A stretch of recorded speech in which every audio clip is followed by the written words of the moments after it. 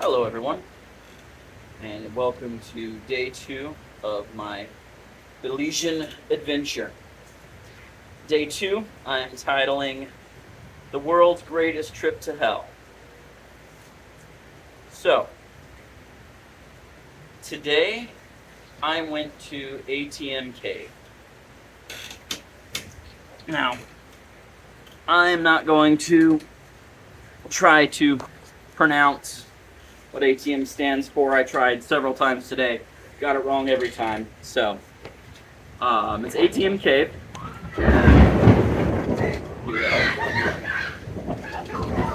Thunder and the shrieking people who are staying at the resort. Tropical thunderstorms, they happen in the tropics this time of year. So, yeah, that's why all motorcycling needs to be done early. The only reason I did it late yesterday in the afternoon is because, well, I had to. But back to today. Today I went to the ATM Cave. ATM translated to English means Cave of the Crystal Sepulchre or Cave of the Crystal Maiden, depending on which Mayan translation you like best. You see all that lightning? It's crazy.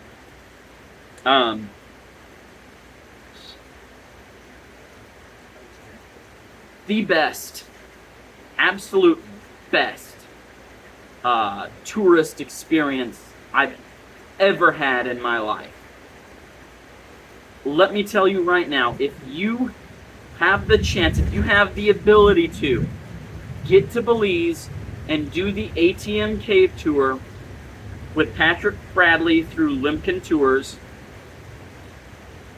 I have been just beyond blown away by this experience and how good the tour guide was and how knowledgeable he was and talented he was. Like, this man should be the spokesperson for the entire country. Yeah, so let me start the story from the beginning.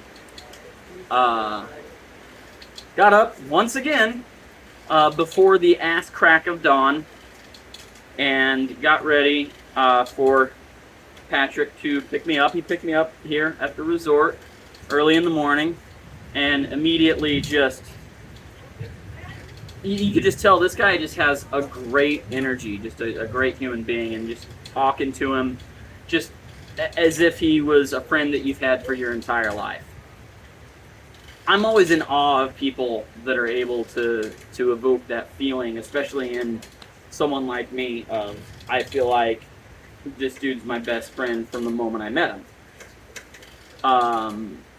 So yeah, we pick up a couple other people. There's two couples that were on the tour with me. It was one couple booked the tour, and then they added me, and then last night they added another couple. So we had 5 people on the tour. We get in a bus. We drive down the highway. He's telling us all about Belize and the agriculture in the area and the jungle and the native flora and fauna and the history and just anything you could possibly want to know about Belize as we're going down. You know, he's got a headset on and he's speaking to the van. Phenomenal. Literally phenomenal experience. I mean, just that was a great little mini tour.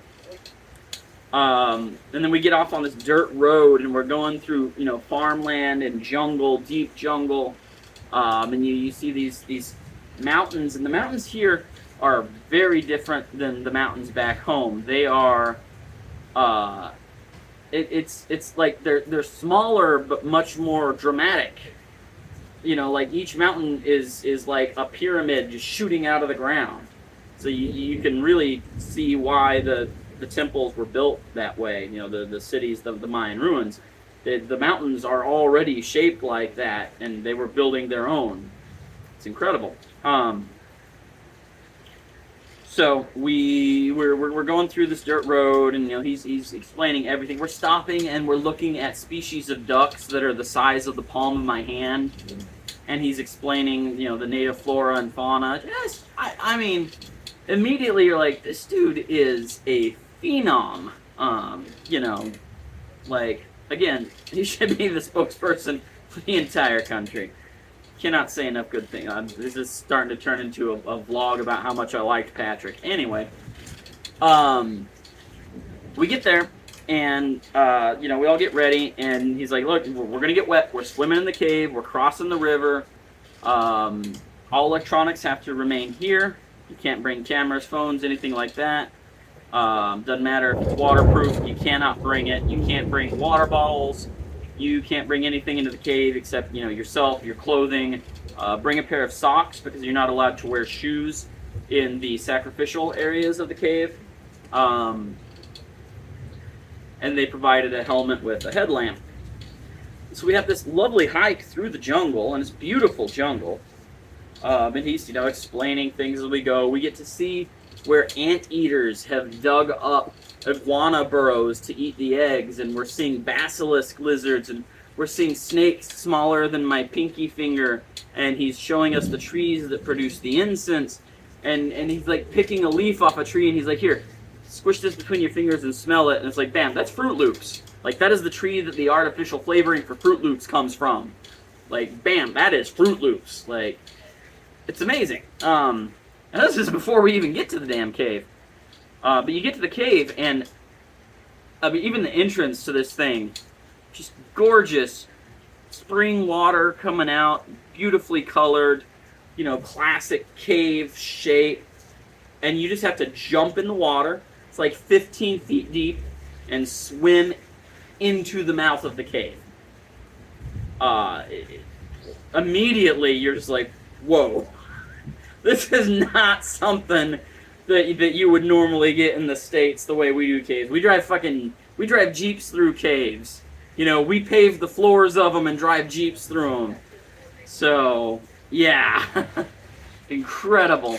And you swim into the cave, and then you're spelunking and you're bouldering, and you're climbing into this cave. It is just a cave as it is. Now, obviously, it is a tourist hot spot, not as big as some others, though it boggles my mind why it's not the number one thing in the entire country.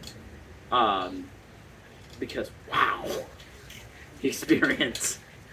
So, you're going into this cave, and gosh, what to say about it, man? He's explaining, I've been in a lot of caves. I love caving. I love cave tours. There's so much fun.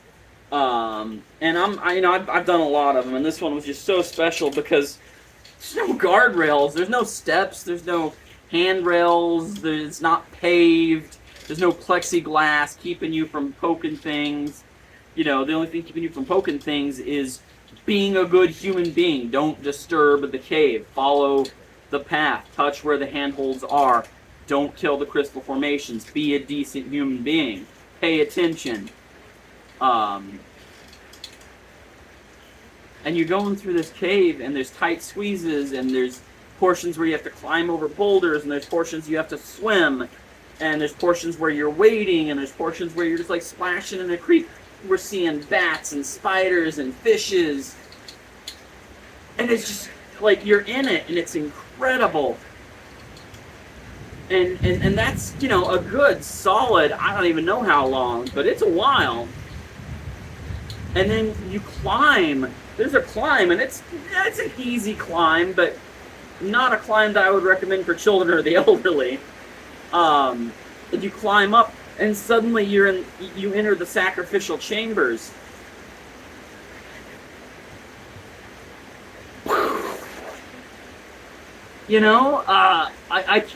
I have nothing to relate it to. And I've been in a lot of caves. I've done tours around the world. And I have nothing to relate this to.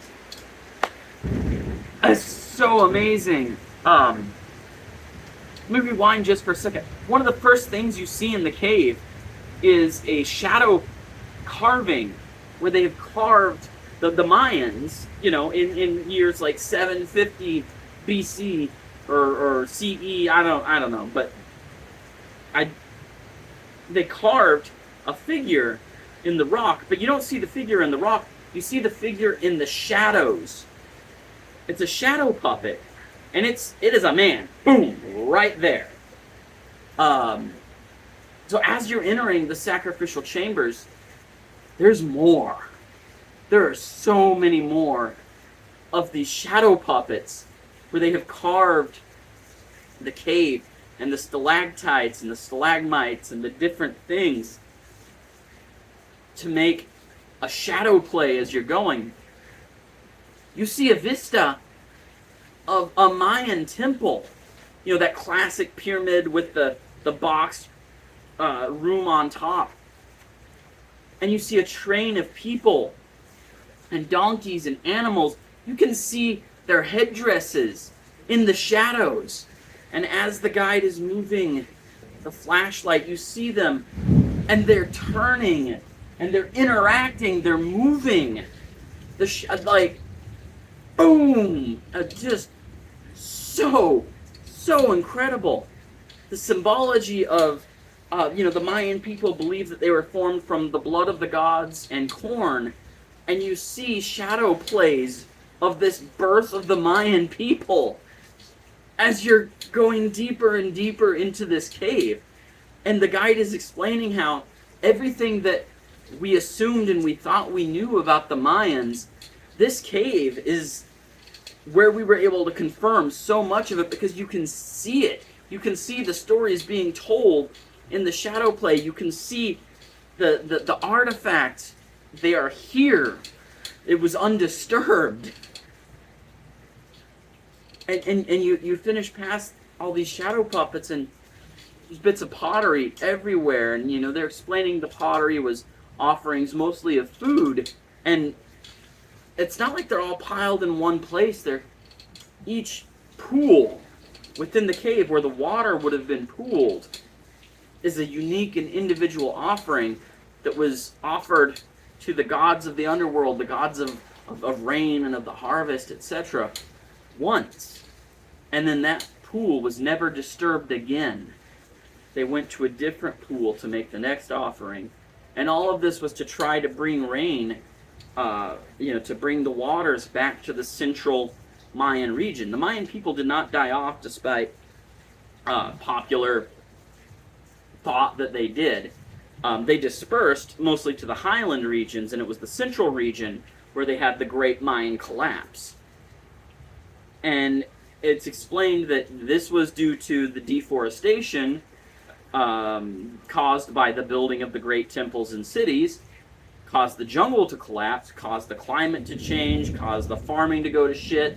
And so they started going into the caves and making the offerings. And you can date all these things based on the stratification, the calcification, the formation of the minerals, the radiocarbon dating, all that fun stuff. It's all right there.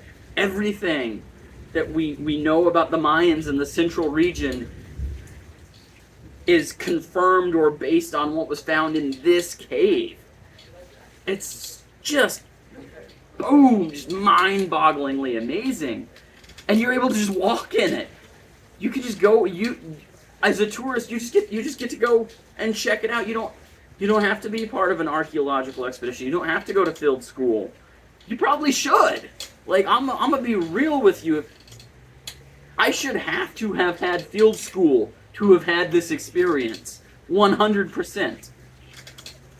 Within the next few years, because Belize only took off during the pandemic. I mean, people didn't even really know much about this country as a tourist destination. It exploded in 2020, 2021, and it's just growing like crazy. The growing pains, it's phenomenal. So I guarantee you, in 5 years, in 10 years, you're not going to be able to have this experience just going into this cave and checking it out. The only thing separating you from these sacrificial remains is just some tape showing you where not to step. Just brightly colored tape saying, don't step over the tape. You have to remove your shoes, and they explain the point of that is to make you pay more attention to where you step. So you don't want to step on a sharp rock, you don't want to step on some pottery. And as you go deeper and deeper in, you find more and more pottery, and I'm not going to give you the full explanation. There's plenty of documentaries, but you should really, if you have any chance of being able to experience this for yourself before they shut it down, change it, do it. Do it, do it, do it. Get down here, check out this cave. Most phenomenal experience. But as you progress further and deeper and deeper and deeper into this cave, one of the most incredible experiences of my life was the tour guide just saying, okay, everyone, I need you to turn off your headlamps right now. Let's hear you sit. You stand here, you stand here, you stand here. We turn off our headlamps. He turns on spotlight. Bam. Human remains. We didn't even know we were walking right next to them. Now, we were following the trail. We were respecting the tape, etc. But there's just a skull. A crystallized skull laying there 3 feet away, just on the other side of some little bright red plastic tape nailed to the ground. Now, he explained one of the big reasons you're not allowed to bring your electronics, your phones, your cameras in there is because someone dropped their goddamn camera on the skull and busted its teeth out. And that's a recurring theme. We would find other remains deeper in the cave and say, yep, that one's got a hole in his skull where someone dropped their camera on it. Someone stepped on this. So I'm telling you, they're gonna start protecting this stuff more. They should. They need to. I am encouraging you to have this experience in its rawest form possible now. But be careful, be respectful, because I guarantee you, a handful of years, this is not going to be an experience that's available anymore. It just baffles the mind that it's available now. Crystallized human remains of human sacrifice, and all the stories that go with it, and the explanations. And there's more shadow puppets in the sacrificial chambers, where you can see all these things, and you can see sacrificed men, women, children, elites, everybody, and these are human beings who lived lives, who had their own thoughts, experiences, wants, joys, memories. I can't convey to you strongly enough how incredible, how just purely amazing this experience is. They need to protect it, because as more of us ugly Americans start coming, the problems they've already had with the cameras and dropping on the remains and breaking them, even with the cameras being banned, you're going to have people tripping and falling and landing, and it's not gonna be good. I mean, there's no guardrails, there's no safety rails. There's like one handrail in the entire cave, and it's to go up a nearly sheer cliff face. You'd never have anything even remotely similar to this in the States. I've been in a lot of caves. Nothing compares to this in the slightest. So yeah, that was what I did today. After you see all that, you gotta turn around and go right back out the cave, and the guide makes it so much fun, and he's like, hey, do you guys want to take the real adventure route back out? And you take these little nooks and crannies and crevices, and you're like squeezing through with just your head above the water, like hardcore Indiana Jones, Lara Croft stuff. I mean, something I've been wanting to do for a lot of years, and something I am so glad that I finally did. It makes all of the stress I went through yesterday just so worthwhile. I mean, this one experience is worth the cost of the entire trip. Everything from here on out is just fucking bonus, because that ATM cave is so amazing. Come November, they're changing some more of the rules, and I guarantee you they're going to be changing those rules faster and faster, and things are going to be shaken up. I mean, this entire country is changing super fast. The tourism industry is exploding since the pandemic. Things are going to be different. Get down here. Wow. Yeah, I guess I should finish explaining what I did for the rest of the day. We went and had lunch. This was all before lunch. Like, I got up at the ass crack of dawn and went and did it, and then lunch. The tour guide, Patrick, he was like, "Oh yeah, by the way, I brought you guys your lunch. Here's some just delicious barbecue chicken, rice, jicama, habanero sauce. He had some Snickers, like plantains and potatoes. Just good, what would be like Central American soul food. Just the good stuff that everybody eats. Just so freaking good, and you get to eat that as soon as you're back out of the cave." Everyone else, the tour company I went with, Limpkin with Patrick Bradley, that's who you want. I guarantee no one else is as good as this guy. I've never seen anyone on this level before in my life, as far as tour guides go. People, walking by after their cave experience, we were the first ones there at right after, shortly after dawn break, and people passed us because we were taking our time, and Patrick was telling us everything. And, people are passing us when we're having our lunch, and they're, like, hungry-eyed because they've been rushed through the whole thing, and they're getting rushed back to the bus to get out of there. And, we had just 5 people in this group, and we had a catered lunch, and it was just, you can't get this experience anywhere else. Like, oh, my God.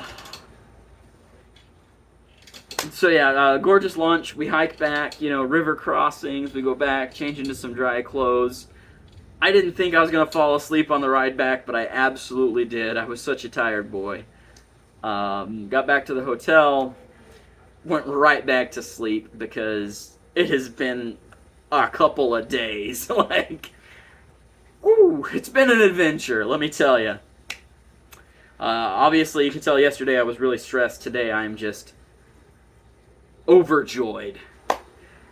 Went and had some dinner, and now I'm going to bed again, and I'm going to get up ass crack of dawn again tomorrow to check out some Mayan ruins where I'm allowed to have the camera. So, stay tuned for that. I love you all. You're all amazing people. You all deserve a chance to see this. There's documentaries, there's all that stuff, but if you want to see it in person, you got to get down here. And I know it's expensive, not nearly as expensive as a lot of other places. If you can make it happen, you gotta. And I'll just leave you with that. I love you all, and I will talk to you again tomorrow.